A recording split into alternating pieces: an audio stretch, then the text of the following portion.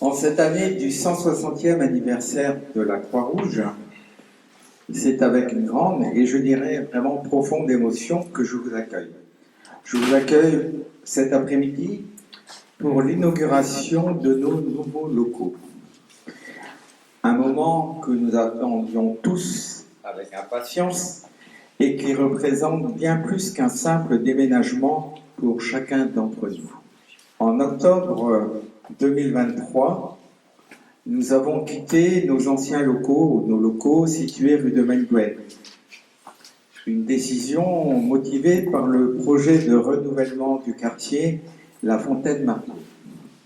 Dès 2022, nous avons entrepris un travail de réflexion pour trouver une nouvelle implantation. Ce processus, bien qu'enrichissant, a représenté un investissement considérable en temps, en énergie et en coordination. Malgré ces efforts et les défis liés à un tel projet, nous avons su, je pense, maintenir avec rigueur et engagement l'ensemble de nos activités, qu'il s'agisse de la formation, des missions sociales ou encore de l'urgence et le secourisme. Je dirais vraiment que c'est une performance collective dont nous pouvons à juste titre nous féliciter aujourd'hui, et encore je vous en remercie tous. Nous sommes aussi très fiers de ce que nous avons accompli ici au 7 rue de l'Eau Blanche depuis un an. Au rez-de-chaussée, nous y sommes. Ces locaux remis à neuf avec notre contractant sont, on peut dire, modernes, fonctionnels et bien adaptés aux besoins de nos activités. J'allais dire, ils incarnent une nouvelle ère pour notre unité locale et nos missions, et nous avons encore à les utiliser au mieux. Nous sommes qu'au début, même si c'est pas toujours si simple que ça. Au premier étage, nous avons créé un espace de bureau et de convivialité ouvert à tous les bénévoles. Cet espace est conçu pour favoriser les échanges et offrir un lieu de travail collaboratif pour ceux qui s'engagent au quotidien avec nous. Nous avons aussi également un bureau dédié à Christelle Kerjean, notre salariée, dont l'implication et le soutien dans ce projet ont été essentiels. Je tiens à la remercier chaleureusement pour sa contribution précieuse et son engagement sans faille. En complément de ces locaux, nous avons la chance de bénéficier d'un espace annexe, situé rue de Querbernard, juste derrière notre emplacement actuel, gracieusement prêté par le pôle Solidarité Bretagne de la Croix-Rouge et que je tiens à remercier chaleureusement. Ces locaux annexes essentiels pour nos activités puisqu'ils permettent de stationner nos ambulances et de stocker du matériel destiné principalement à nos missions d'urgence et de secourisme. Je voudrais aussi remercier Croix-Rouge Compétences au port, qui pour nous permettre d'avoir des salles pour bien vivre nos formations. Je tiens également à partager avec vous une annonce qui me tient particulièrement à cœur. Dans les locaux de notre direction territoriale, dans quelques semaines, sur la rive droite de Brest, nous ouvrirons une nouvelle épicerie solidaire, ainsi que le nouveau local de l'espace bébé parents, et qui portera le nom de chez Céline. Ce lieu rendra hommage aussi à Céline Kernanec, une bénévole qui nous a quittés en 2021. Et pour ceux qui l'ont connue, Céline a marqué l'histoire de la Croix-Rouge par son engagement et son dévouement. Et nous voulons, par ce projet sur la rive droite, nous voulons que ce projet perpétue son esprit et les valeurs qu'elle a défendues tout au long de son parcours parmi nous, ou avec nous. Ces nouveaux locaux, au 7 rue de l'Eau Blanche, symbolise notre volonté à continuer à mieux servir les habitants de la métropole brestoise. Elles nous permettent de renforcer nos actions, j'allais dire, dans 3 domaines essentiels. La formation, pour transmettre les compétences nécessaires au secours et à l'urgence et à la solidarité, déjà riche. L'action sociale, désormais avec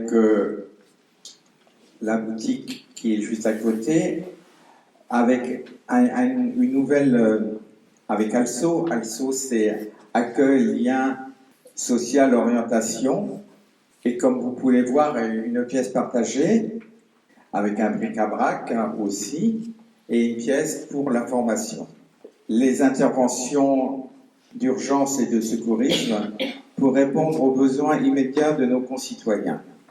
Et là, en cette année 2024, je pense aux fêtes maritimes de juillet dernier à Brest et les jeudis du port et tous les postes de secours vécus sur la métropole durant cette année. Ce nouvel espace est vraiment un lieu de rencontre et d'échange pour nos bénévoles, favorisant aussi la convivialité et la cohésion entre toutes les actions, entre toutes les activités. Oui, je tiens à saluer et remercier chaleureusement vous les bénévoles, qui êtes le cœur et l'âme de cette unité. Merci aussi à nos partenaires qui sont là, à la mairie, à la métropole, et à tous ceux qui nous ont accompagnés à chaque étape de ce projet. Alors c'est toujours facile de passer en second parce que le premier pas a été fait et Jacques, je te remercie. Parce que l'accueil que tu nous fais est quand même très chaleureux dans ce bel espace, cette belle unité locale. Alors, bouger une unité locale de ce volume-là, parce que c'est une des plus grosses unités locales du département, et je le dis plus factuellement, en plus on a aujourd'hui même tout le conseil départemental qui est au moins réuni autour de moi. On est venu juste après cette réunion-là, donc ils ont pu m'accompagner. Donc voilà, ce dont on est capable, c'est de bouger une unité locale aussi grosse que ça, d'un point A à un point B les plus éloignés de la métropole, et surtout tout en gardant l'activité active. Les maraudes ont continué de tourner. L'accueil inconditionnel a continué d'être présent. Les bénévoles ont fait les deux travails en même temps, et ça, il faut le saluer. Tout ça mené à bien par un bureau que tu présides, Jacques, et ça, c'est pas chose aisée. Donc, premier step, passer avec succès. Le deuxième, c'est occuper le territoire, c'est-à-dire qu'on part d'un territoire et en occuper un autre, c'est chose simple sur le papier, mais compliqué sur la vie concrète. Donc là, encore une fois, on peut voir, ne serait-ce que la boutique, qui est quand même une très belle boutique. Hein, je ne m'avance pas quand je dis ça, parce que j'en ai vu des belles boutiques, mais celle-ci fait partie des meilleures, et moins sur le podium. Actuellement, c'est quelque chose qui est agréable quand on arrive. Vous savez que le public accompagné, des fois, arrive là, pas forcément par choix, et que quand on arrive dans un espace aussi accueillant, avec des bénévoles, alors ils sont derrière moi, certains, voilà, qui sont très accueillants aussi, c'est toujours agréable pour moi, et là on se sent utile, et on dit surtout qu'on a réussi la mission. Ça, c'est important. Et en plus, vous avez un espace qui est quand même relativement énorme, parce qu'on a réussi à avoir les 2 étages. Et en haut, on aura l'occasion que tu nous présentes tout à l'heure comment ça se passe. Mais moi, j'y travaille de temps en temps, et c'est vrai que c'est agréable d'y être, parce qu'il y a de l'espace. Maintenant, reste à savoir qu'est-ce qu'on va faire de l'espace, parce que la vie est une association à horreur du vide. Donc dans cette salle, il y aura peut-être quelque chose, et en haut, tu vas peut-être nous présenter autre chose. Donc là, j'aurais tendance à dire, et c'est là-dessus que je vais conclure, c'est que c'est non pas l'ouverture ou la réouverture de l'unité locale de Brest, je dirais plutôt c'est une nouvelle pièce d'échiquier, ce qui fait que c'est une nouvelle aventure. Grâce à ces locaux-là, il va y avoir de nouvelles activités, je l'espère, et que derrière, ça coupe de temps en temps. Derrière, on pourra dire que Brest n'a pas, entre guillemets, muté, mais s'est déployé pour occuper le terrain, et tout ça, c'est grâce à vous, bénévoles, que vous êtes. Merci. Enfin, l'unité locale de Brest a posé ses valises. Moi, j'ai envie de dire ça parce que finalement, après tous ces épisodes quand même qui n'étaient pas simples, Jacques, jamais on n'aurait espéré se retrouver finalement ensemble dans d'aussi beaux locaux. Enfin, je le dis et bravo en tout cas pour le boulot, parce que quand on est au milieu du gué comme ça, on se dit on n'y arrivera jamais. Ben, force est de constater qu'on y est quand même arrivé. On y est arrivé finalement avec l'aide de tous et bravo. Et moi, je trouve que c'est vraiment bravo parce que finalement, la Croix-Rouge, elle a une belle visibilité à cet endroit-là. Une belle visibilité. Et en plus, cette boutique, c'est vraiment aussi une ouverture sur la cité. Et moi, j'ai envie de dire ça comme ça parce que finalement, on est tous bénévoles à la Croix-Rouge française, mais on est aussi des citoyens de ce territoire. Et on accueille aussi d'autres citoyens de ce territoire qui sont dans des situations qui sont peut-être effectivement plus compliquées que les nôtres. Mais je trouve que cette ouverture sur l'extérieur, elle est importante, elle donne à voir en tout cas, me semble-t-il, de notre place dans la cité. Elle est visible pourquoi ? Elle est visible évidemment pour les personnes qui ont besoin de nous, hein, qui cherchent la Croix-Rouge. La Croix-Rouge, c'est aussi une promesse, un accueil, une aide. Et puis elle est visible évidemment pour les futurs bénévoles qui rêvent de devenir bénévoles à la Croix-Rouge de l'unité locale de Brest. Donc autant savoir où elle est. Et puis elle est visible aussi pour nos partenaires, pour d'autres associations et puis pour tous les acteurs de l'action sociale du territoire. Donc visibilité. Visibilité et accessibilité. Parce que je crois qu'on ne peut pas non plus être visible, on peut être extrêmement visible et être très peu accessible. C'est un petit peu embêtant et je pense que là, comme l'a très bien dit Olivier, vous avez réussi en tout cas à être de nouveau accessible pour les personnes qui avaient besoin de vous, suite à un déménagement quand même qui n'était pas évident. Et bravo, parce que c'était pas forcément simple, et c'était vraiment une vraie gageure, et vous avez réussi à le faire. Et puis moi je parlerai de cet endroit, de ces conditions d'accueil qui sont extrêmement importantes, qui sont conviviales. Les personnes qui viennent, ils viennent certes chercher à manger, ils viennent certes chercher un pantalon ou un manteau, mais ils viennent aussi chercher de l'écoute. Et c'est vrai que cet endroit, et tu as parlé d'Also, puisque c'est une démarche aussi de la Croix-Rouge, fait qu'aujourd'hui, quand on arrive ici, on arrive dans un endroit de bienveillance, on arrive dans un endroit où la parole peut se libérer. Et ça, je crois que c'est vraiment une chose extrêmement importante, en se disant qu'on est la Croix-Rouge vraiment un tiers digne de confiance, puisque c'est inscrit très clairement dans notre projet associatif, une Croix-Rouge digne de confiance.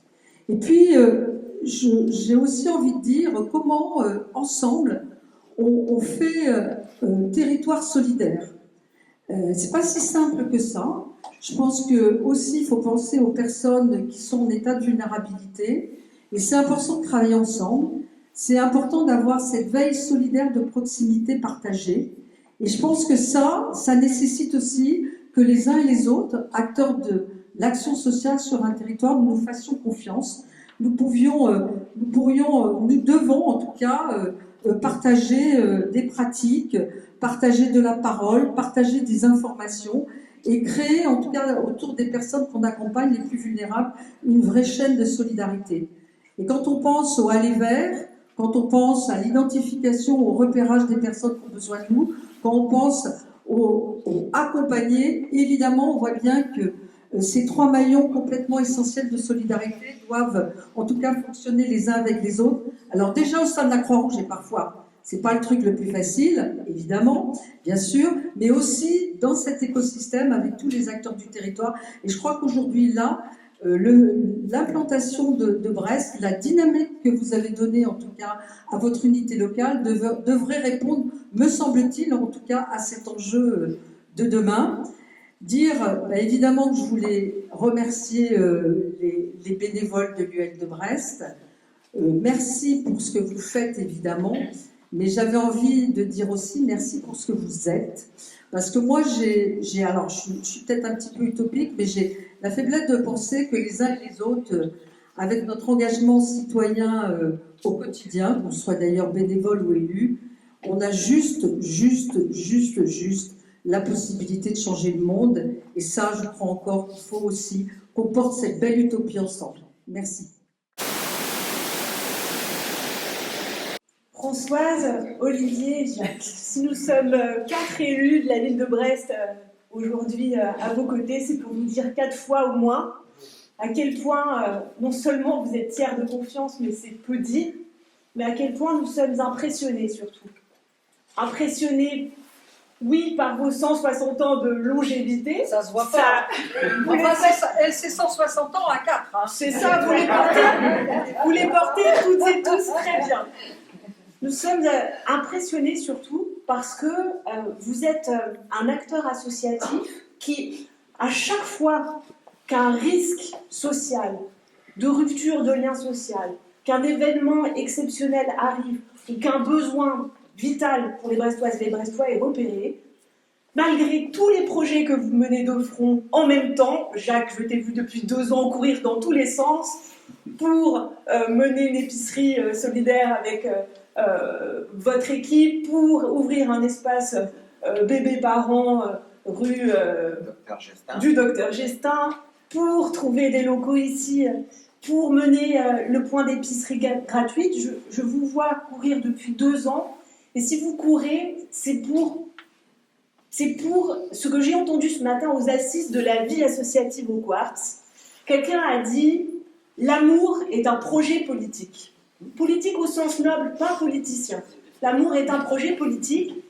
Et ben, moi, je suis ravie, après ces assises de la vie associative ce matin, qui célébraient l'engagement incroyable des 20 millions de bénévoles associatifs en France, qui décident de sortir de leur vie privée, de leur confort, pour une cause commune. Il y a des causes multiples dans la vie associative. Vous avez choisi d'incarner bien ce projet d'amour, de fraternité, de lien social que vous assurez dans tous les événements de la vie. Et on va l'illustrer aussi par la visite de ce local. Je voulais juste témoigner, par exemple, de l'épisode du Covid où on vous dit, Jacques, nous les élus, nous sommes inquiets, nous avons repéré que l'offre alimentaire sur la rive droite n'était pas suffisante et qu'il pouvait y avoir une rupture de service pour les Brestoises et les Brestois. Vous avez dit tout de suite, nous sommes prêts à prendre la relève de l'épicerie gratuite qui avait été mise un peu dans l'urgence pour répondre à ce besoin. Lorsqu'on vous dit, la ville de Brest aimerait, avec le concours de la vie associative, que se développent des épiceries solidaires dans tous les quartiers de Brest, c'est notre cap. Vous nous avez dit, nous voulons faire partie de ce projet, ça répond à nos valeurs, à notre vision, et voilà que ce travail est lancé. On vous dit, on a repéré, vous et nous, que les familles monoparentales représentent 25% des personnes qui souffrent de situations de pauvreté. Vous répondez, espace bébé-parents, c'est notre projet, on peut aussi avancer sur ce sujet. Et les exemples sont multiples. Et là, on parle, alors je ne cite pas les maraudes, nous c'est une sécurité incroyable lorsque malheureusement le sans-abrisme augmente. Vous avez été avec nous dans l'opération de nuit de la solidarité qui a vu concrètement qu'on a rencontré plus de personnes en situation de sans-abrisme et des femmes que nous ne voyions pas il y a 2 ans. On a rencontré 8 femmes ce soir-là. Vous menez des maraudes qui nous permettent de lutter contre l'isolement et de repérer des personnes en danger. Au début de l'année, il y avait épisode grand froid. Les hôtels ne pouvaient pas répondre aux demandes du 115. Nous avons ouvert la ville de Brest dans la journée, un lieu d'accueil pour les sans-abri. Grâce à vous, nous avons pu les trouver et permettre aux personnes qui auraient pu être victimes de froid de trouver l'endroit et d'y être amenées. Je pourrais citer des tonnes d'exemples comme ça. Encore il y a 2 semaines, Jacques, je te téléphone, je te dis au Quartz, il y a un événement, il y a trop de repas, c'est soit vous venez, soit ils sont jetés. Il y en avait beaucoup. Vous nous avez dit, dans la demi-heure, on arrive, on les distribuera ce soir à la maraude. Et c'est tout le temps comme ça. Et c'est très concret en fait. Et donc moi, je voulais vous dire 4 fois, et tous les collègues qui sont pas à mes côtés, vous prenez beaucoup, à quel point nous sommes reconnaissants pour votre travail, à vous toutes et tous. Je voulais aussi dire un mot pour le secourisme, parce que le secourisme, c'est aussi un exemple à quel point vous êtes avec nous, et aussi dans les événements heureux. On cite les risques, mais les événements heureux qui rythment notre ville de Brest, des grands événements, les fêtes maritimes et d'autres. Je sais que vous êtes bien engagés sur l'olympisme aussi. Ce sont aussi des moments joyeux où vous êtes à nos côtés, où on parcourt les rues et qu'on sait que si on a un pépin, on aura toujours la Croix-Rouge à nos côtés pour nous aider. Moi, je voulais vous exprimer toute ma reconnaissance pour ça. Et puis, nous sommes à Brest et vous dire que Brest, c'est une ville-centre, c'est une métropole, et on a peut-être l'idée qu'elle concentre alors des richesses, des emplois et des opportunités. Vous avez peut-être vu dans le Télégramme le dossier sur le niveau de pauvreté, et vous avez appris, comme certaines personnes autour de moi, que nous sommes la ville aussi avec la plus forte pauvreté du département du Finistère. Et c'est assez normal, c'est l'autre facette d'être une ville où il y a des opportunités d'emploi, de formation. C'est que nous sommes aussi une ville accueillante, accueillante pour les exilés, accueillante pour les étudiants, accueillante aussi pour les familles monoparentales ou des gens qui ont besoin de logement social, parce que nous sommes au-dessus du seuil réglementaire de logement social. Nous en sommes fiers.